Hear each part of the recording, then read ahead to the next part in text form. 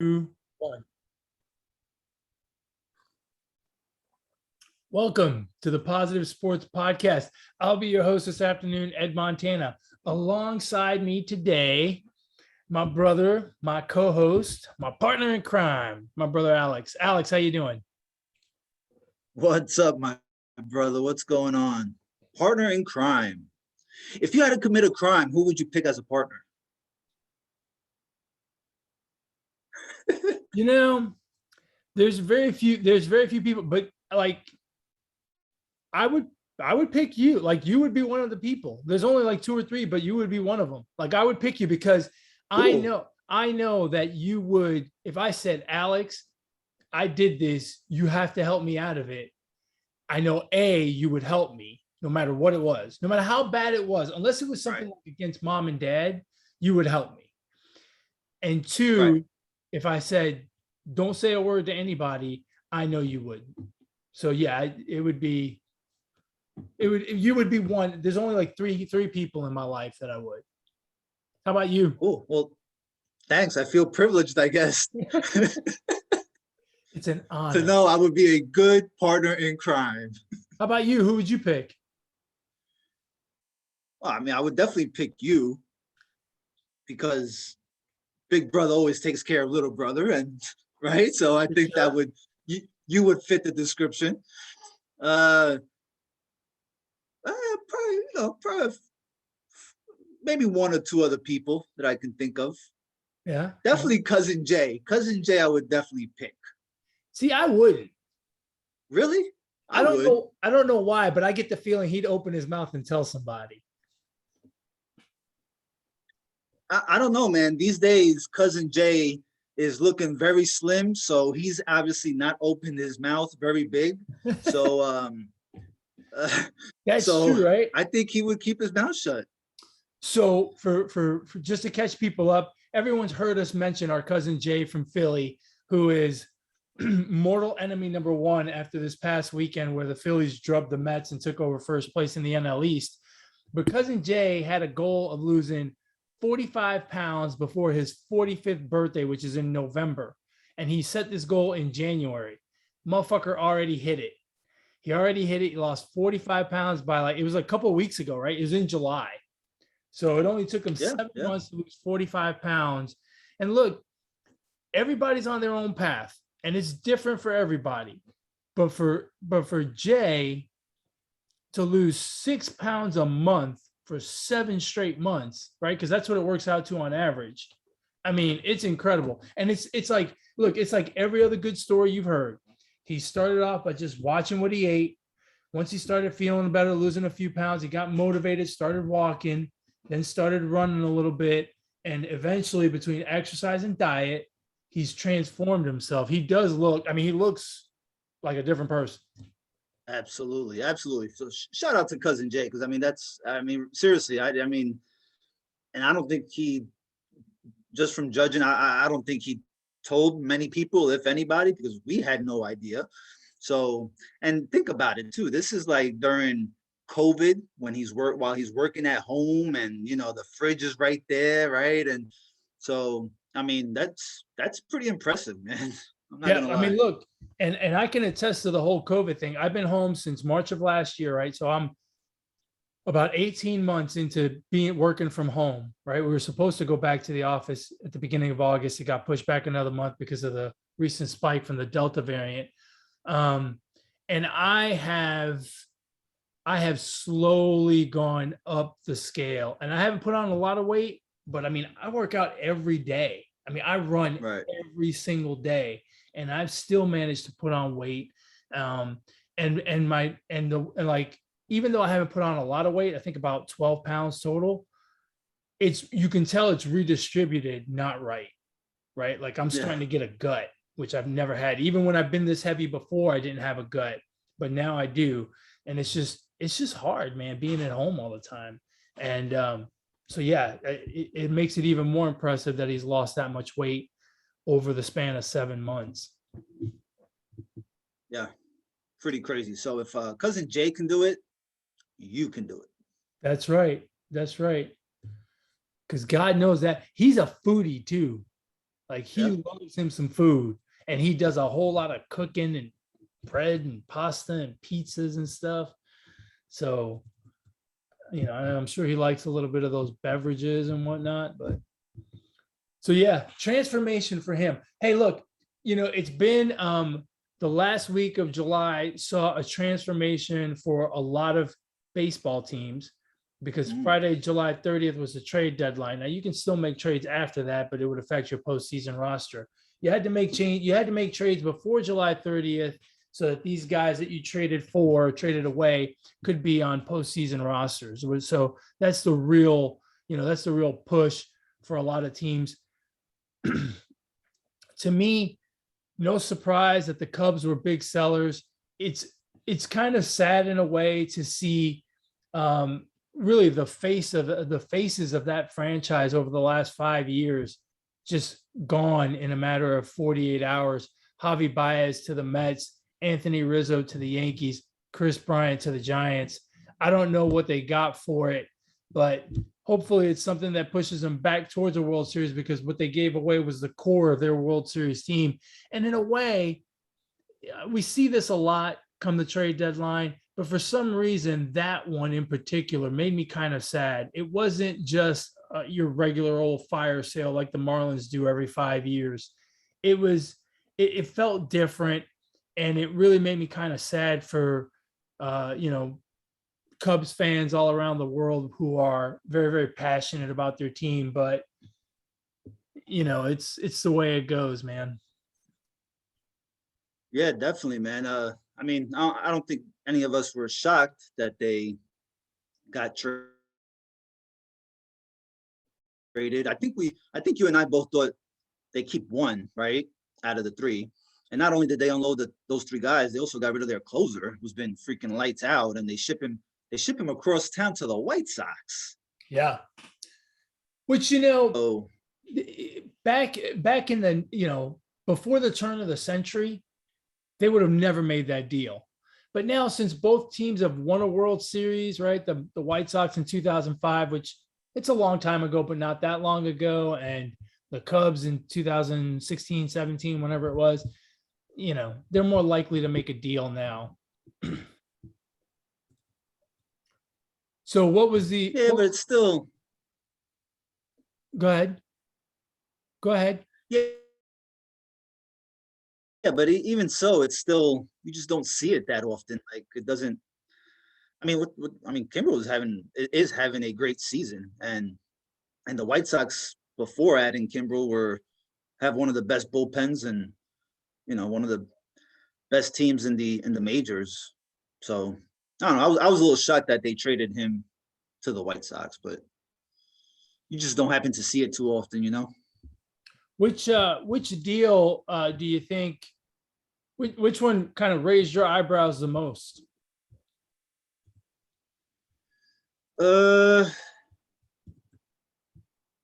Well, I mean, the Javi Baez kind of raised my eyebrow a little bit. I think the Mets got the wrong Cub to begin with, and they got a baseball player that he has an elite glove, is a great base runner, but he doesn't complement what the Mets have been up until the deadline and up until now.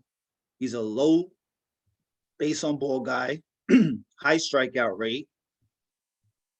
His average is like 240, 245. So it didn't complement what the Mets were needing.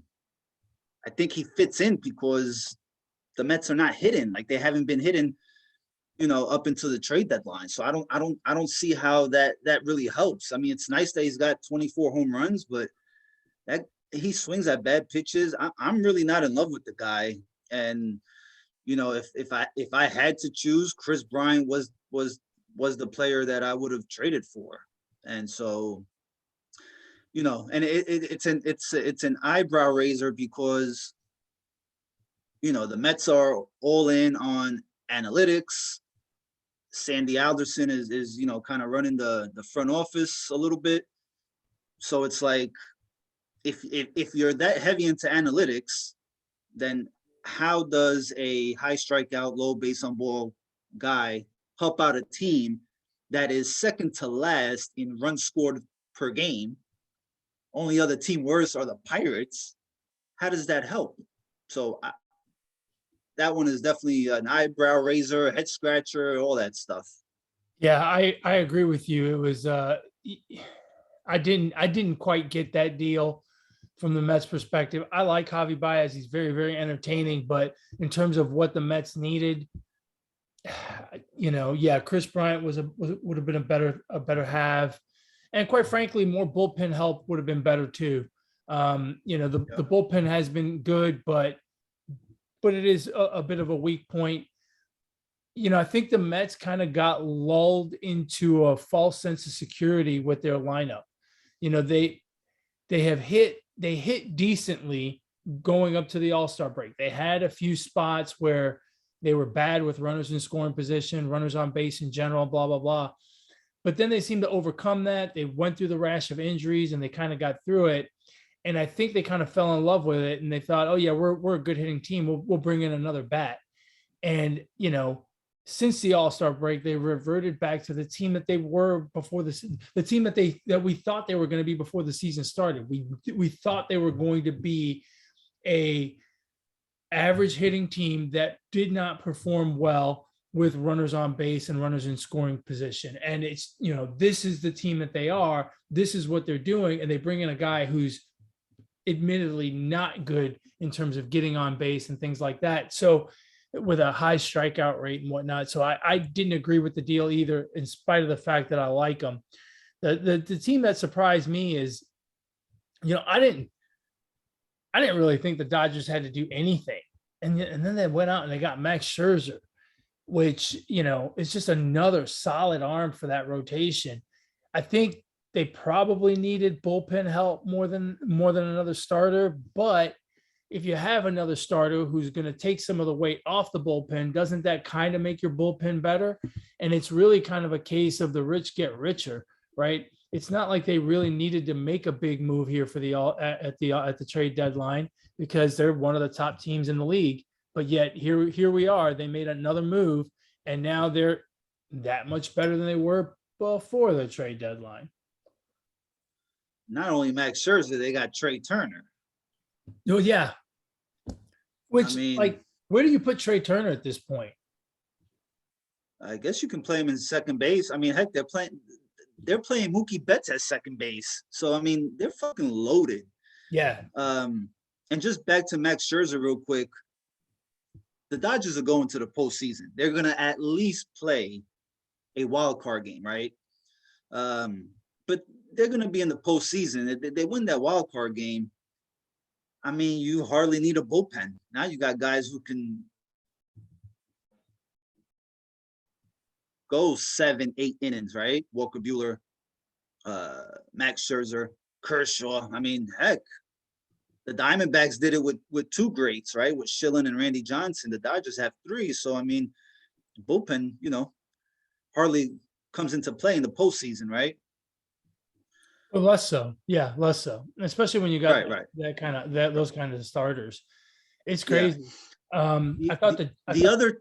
Go ahead. No, I was going to say the other team I think that did pretty well, and they did actually, opposite, or they did what I would have liked the Mets to have done, or the Yankees. That's a very righty heavy lineup. They went and got two left-handed bats. Joey Gallo, he's kind of like Javi Baez, right? He's going to swing for the fences, right? But I mean, in that ballpark, a routine fly ball for Gallo is out of there. Mm-hmm. And then you got Anthony Rizzo, who can play first base, can DH, and obviously another left-handed bat, has got the postseason experience, can pass that down to the rest of the clubhouse.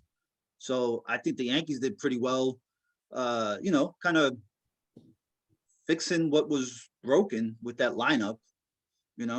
Yeah, it was a need, and I think they got it. Yeah, while I think the move was good, I am critical of them. I think they needed pitching help more than they needed a left-handed bat, and their starting pitching is not great. Their bullpen is not great. Chapman has been a real issue this year, and they did nothing to address that. So while picking up two left-handed bats for a right-handed heavy lineup is good, I still don't. I don't give that trade deadline, those trade deadline moves a very high grade. I don't give the team a high grade because I think they didn't address the most glaring issue, which is the pitching. I think the Giants did great to get Chris Bryant. That's a good pickup for them. Same thing as the Anthony Rizzo deal, right? It's good to have a guy who has that playoff experience for a team that does not have a lot of playoff experience. So, good for them. And I think he's going to do really well in San Francisco. Yeah. Can the Giants keep up? I mean, they're like the most non-talked about team. I don't think they've gotten the respect that they may deserve so far. I think that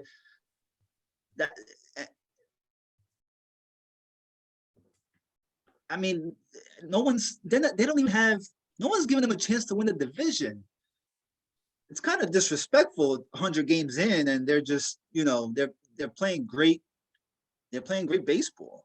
I think part of the problem is they don't have the Aaron Judges, and they don't have the swag of the White Sox with Tim Anderson, right? They got like this really low key team, and I don't know. That may be dangerous for everybody else in the National League come playoff time.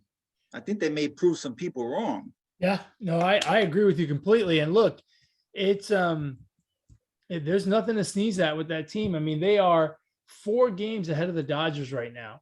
So, they're going to make the playoffs, and they're a real problem for anyone else out there. And yeah, you're right. They don't get any of the respect. They don't seem to be, they don't seem to garner any attention somehow, but they're there. Yeah. I can't wait to see it. I can't wait to see how it all shakes out in the West. I think it's going to be quite entertaining. I'm trying to pull up batting stats. Here we go, team stats. The Giants are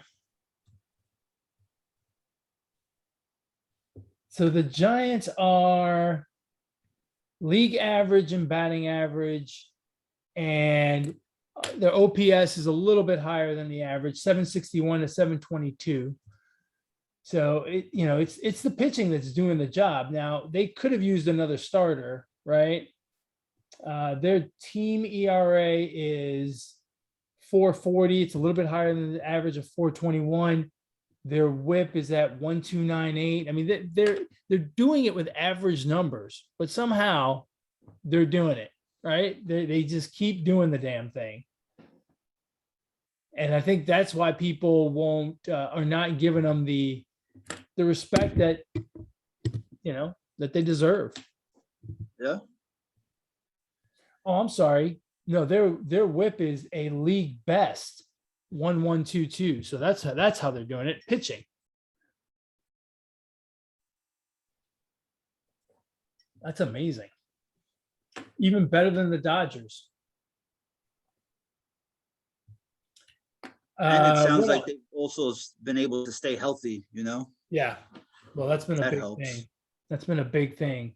What else? What other team? Other team nobody's really talking about, and they actually just finished a series against the Giants, has been the Brewers. Like, the Brewers have been kind of quietly, playing some really good ball. They added Willie Adames from the Rays. That's proven to be a really good pickup. And that guy's, I've heard his name in like MVP talk for the National League. He's really come in and played really, really good. So, watch out for the Brewers. That's another team that, again, nobody's really talking about a lot, right? Small Yeah. market. Look, and they're up 5 in the Central, and there's really no one behind them that scares me, right? The Reds are 5 games back, but the Reds are, I feel like the Reds are living on borrowed time. And then you've got the Cardinals, who are 1 game below 500, 10 and a half games out, and then the Cubs and the Pirates. So that division looks like they could pretty much easily sail into the division win and into the playoffs. So making moves like that for them, they're obviously gearing up for the postseason.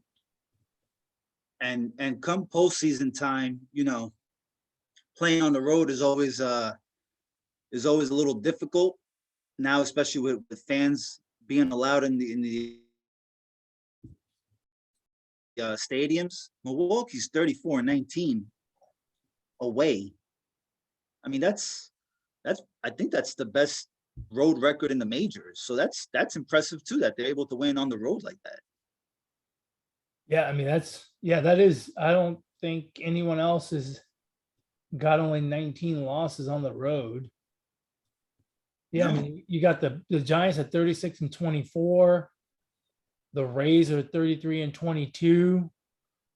But not, yeah. I mean that is the best record, and by quite a bit, I think. That's incredible. Yeah. Yeah. Wow. Hey, I think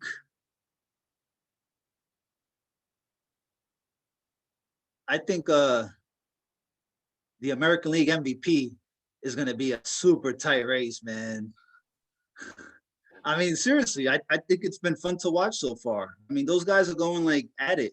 Yeah. Oh no, look, I'm obviously biased towards Ohtani, but I mean, it's going to be fun. Both of those guys are having great seasons, and unless there's an injury, I think it's going to go down to the very final day. And after the season's over, I think we're going to still debate it back and forth. And it could be one of the closest races ever, because both guys have been incredibly impressive all season long. It's going to be a lot of fun to watch. Yeah, definitely. I agree. Anything else that catch your eye at the trade deadline? No, not really.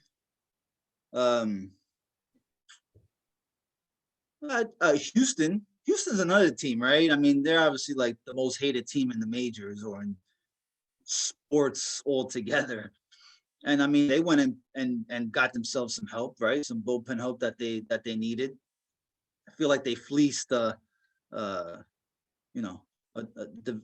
within their own division, but they went and got some help, and that's good for them. I think the White Sox already had a good bullpen. They went and got Kimbrel. I think that was kind of like I don't know. I felt like that was a power move. Like they want to go out there and just dominate, because we know what the offense can do, right?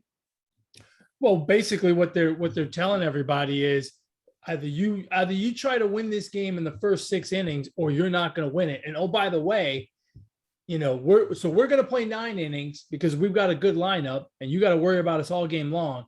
You're going to play 6 innings, and you have to do it against a pretty good starting rotation too, with Giolito and Lynn. Right. So, they're really setting themselves up nicely for the postseason, I think. Yeah, definitely. So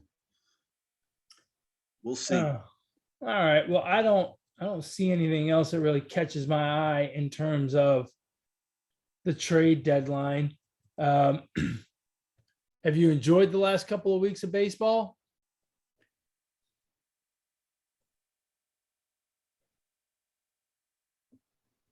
I mean, a baseball fan, yeah. As Mets fan, not much. But yeah. I mean, I think aside from a couple divisions, the AL East is looking a little tighter than it was maybe a couple weeks ago. The White Sox seem to be running away in the Central.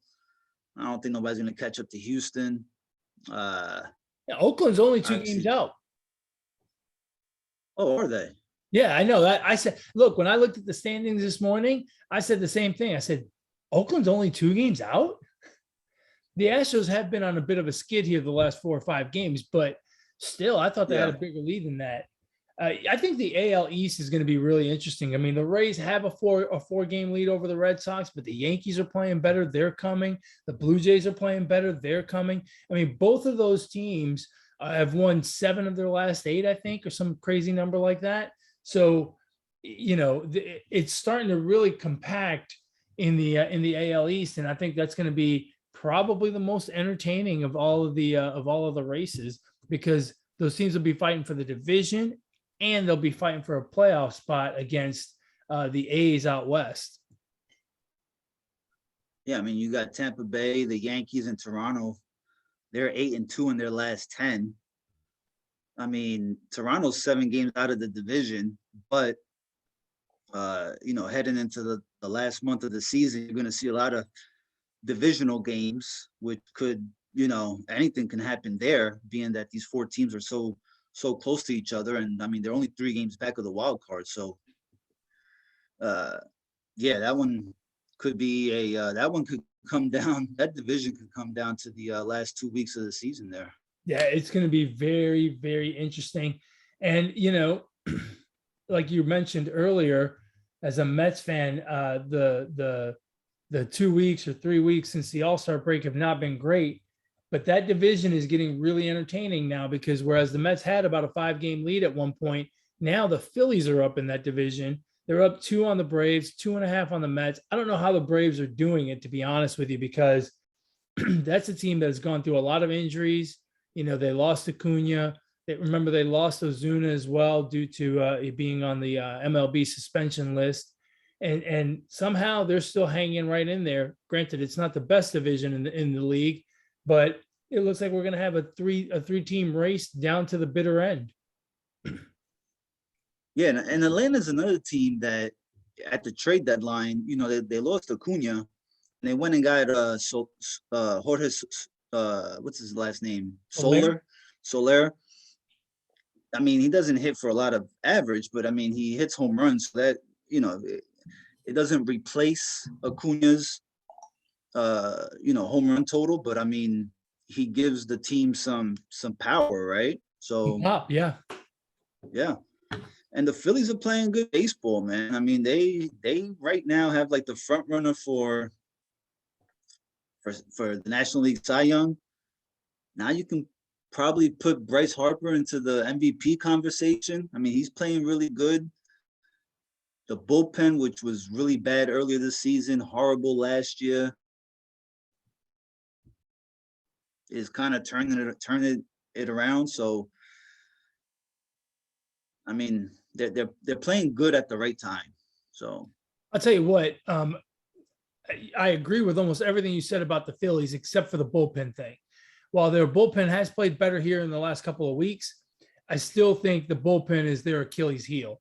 Their bullpen is a problem, and they've gotten away with it a little bit in some instances. I mean, just a couple of days ago, they took a 5-0 lead into the 9th inning, gave up 3 solo shots, and ended up holding on to win 5-3.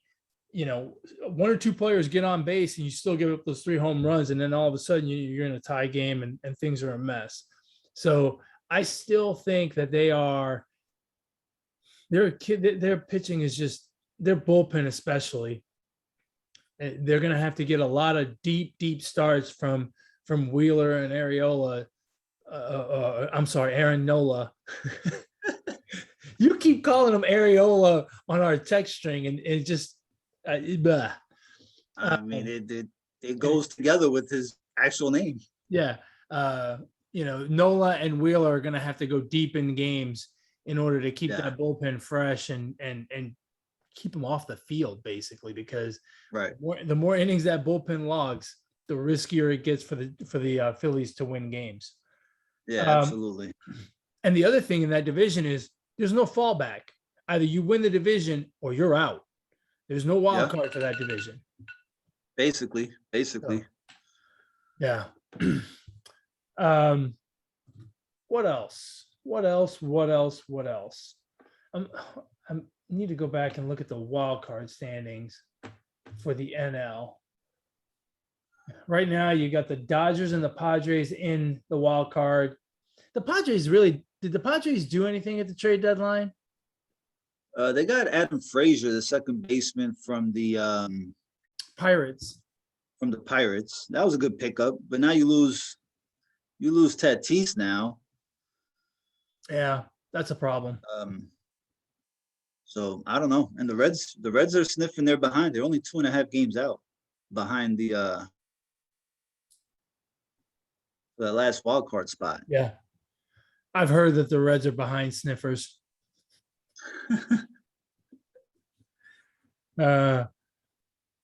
All right. What else you got in baseball? That's it. We pretty much covered the past 2 weeks, Yeah. I'd say. Okay, let's move on. Did you watch the Hall of Fame induction ceremonies? You know, yes and no. I kind of missed it. I was like, it totally messed me up because it was 2 days. I didn't know it was 2 days, and I'm over here online Sunday morning looking for Peyton Manning's speech because I missed it, or I thought I missed it on Saturday because I got the tail end of the ceremony Saturday night, and I'm like, I can't find it anywhere, and I'm like, what the hell? Like, are they making us like pay for Peyton Manning's speech or something? Like, what the hell's going on? And so I ended up missing it again yesterday on Sunday. Mm-hmm. And so I had to go like on YouTube and listen to it. So, congrats to everybody, but they really did Peyton Manning and his forehead dirty, like dirty. You didn't like his bust? I mean, I liked it, but it was. I mean, that's a big. I mean, I know he's got a big forehead, but I mean, the bust has a huge forehead. Poor guy, man. Like they might have overdone it. Just a little bit. I really enjoy the Hall of Fame inductions and whatnot. It's always amazing to me to hear the stories about when they were kids and the people that were impactful in their lives. I mean, obviously, sometimes you take it for granted, right? That there'll be parents and coaches, but the way they talk so reverently about their teammates and their experience, you really get the feeling that for all of those guys who make it to the ultimate accomplishment of being inducted into the Hall of Fame, it's the time that they get to play the game and how much they love the game itself is really what makes it all worth it for them and why they put in the effort and why they are who they end up being, right? Hall of Fame inductees. And it's special to watch. And, I enjoy it so much. Some of those guys obviously I remember because I watched them play a lot. Some of them I saw play in college a lot, like Charles Woodson and whatnot. But I mean, Drew Pearson when I was a kid, Peyton Manning obviously is the most notable name on that list. But even guys like John Lynch, and Calvin Johnson, Megatron, Right. just incredible what they accomplish, and it's truly a joy to hear them talk about their experiences and what they're grateful for, and how they got to be as accomplished as they are. It's fantastic, and the busts are, unique.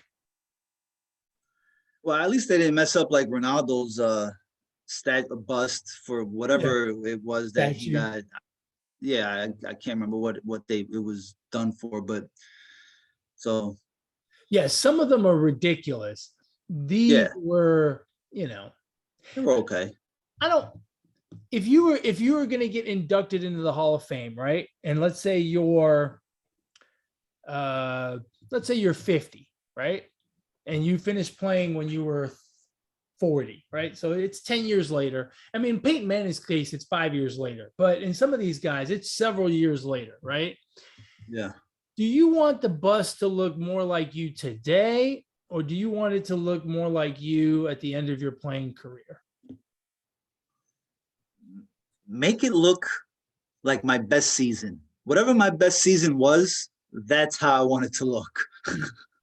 Right? Like, I would think if it was me, right? Now, granted, they don't have gray hair or whatever, right? The hair is the same color as the bust, but Right.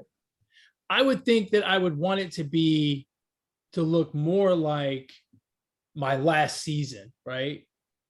Or, somewhere in that time frame. Not now, right? Because now, like, Drew Pearson is almost 70. I would want it, if I was Drew Pearson, and it took a long time for him to get into the Hall of Fame, I wouldn't want the bust of me now. Right. He's 70. I would want the one of when I was 35 and I retired. Yeah. But I mean, talk about a tough job. Can you imagine that job? Having to be the bust maker? Now, do they get to see the bust before, or the first time they see it is when they unveil it at the ceremony? I would think they don't see it until the ceremony.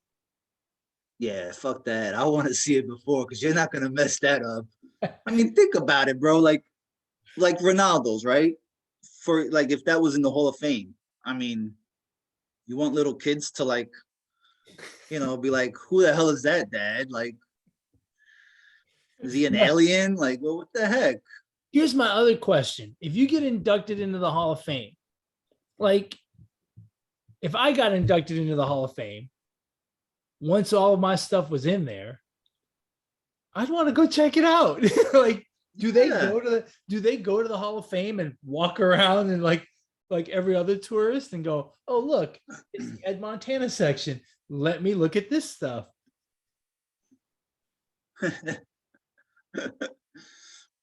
I don't know. It's so hard to imagine, right? It's so hard to imagine being so good at something that you're in the Hall of Fame. Yeah. Yeah, that's impressive. I should be in the Hall of Fame, but you can induct yourself. I should be in the Philosophy Hall of Fame. The greatest philosopher of all time. That's right. The man with the most philosophies. The Poet.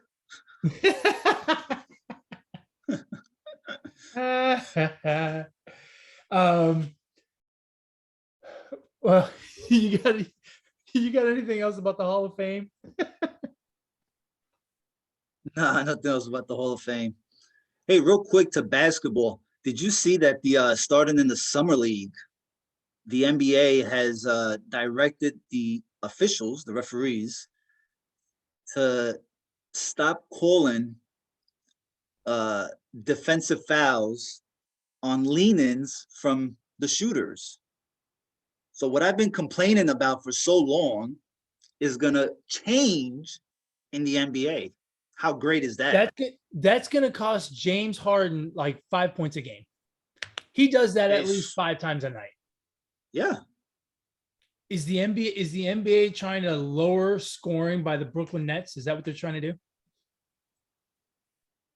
Quite frankly, I don't care. I just think that's the right thing to do, because I think it's bogus and pretty bullshit that the offensive players get that privilege, get that easy way out. You know what I mean? I wonder if a guy does the jump lean in and the other player holds his ground and falls back, are they going to call charge?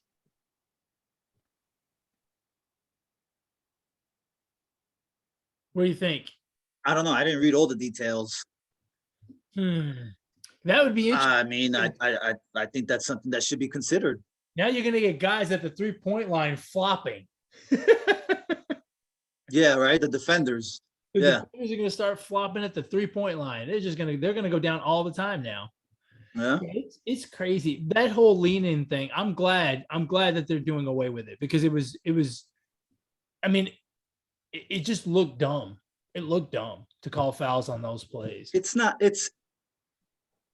basketball, man. I mean, who played like that on the playground? Those guys in the NBA, they didn't play like that. No. Even in college, Nobody did. Yeah, exactly. Right. Exactly. That's a total NBA thing. That's a total NBA. Yeah. You know, I'm not gonna lie. I'm kind of surprised at how much people how much people pay attention to the summer league. I was like, I could care less. Like, it's weird. To me, it's weird to worry about because think about it. Like, we don't pay that much attention to spring training in baseball. We don't pay that much attention to preseason football games. I mean, it's just not right. But for some reason, the summer league is getting a lot of attention. I don't know if that's an ESPN thing or if it's always been that way or what, but it feels kind of weird. Yeah. Well, I think two things go into that. Number one is gambling. You can gamble on it. You can bet on the summer league. Yeah. Yeah, I'm sure. Yes. Come on, man. You can bet on virtual video games. Of course, you can bet on real summer league games. Dude, here's my question. Since we're talking about betting, does anyone bet on the casino, on those, like on your online betting sites? Like, obviously I've been to a few. They have casinos where you can play blackjack and roulette. Does anyone actually play roulette on a betting website? I mean, like, how much of a degenerate do you have to be? I've done it once. No, I mean, I'm not gonna lie. I've done it once, and I do not recommend it. I mean, it's. Let me guess. It was not a money-making adventure. You shouldn't do it. No, not at all. I lost $5. But yeah, no, I mean, that definitely no. I mean, I'd rather bet on an NFL preseason game than that. I mean, there's no way. Oh, geez. I can't believe there's betting on summer league. Yeah. That's crazy. You can crazy. bet on NFL preseason games. I can't believe people bet on preseason games either. I mean, that's nuts to me. That's absolutely nuts. Yeah. But all right, man, you got anything else? Nah, man. I think we covered it. We covered it like a blanket. That's right. If folks want to get a hold of you and talk about degenerate gambling, how do they do that? On Twitter at Brooklyn Gaucho 1. If you want to get a hold of me, you can reach me on Twitter as well at eMontana21. You can always email the show, positivesports10@gmail.com, positivesports10@gmail.com. And this wonderful podcast you can catch on all of your podcast platforms like YouTube, Spotify, Podbean, Google Play, iTunes, whatever podcast platform you choose to listen to and or watch podcasts. And with that, we've come to the end of another wonderful episode of the Positive Sports Podcast.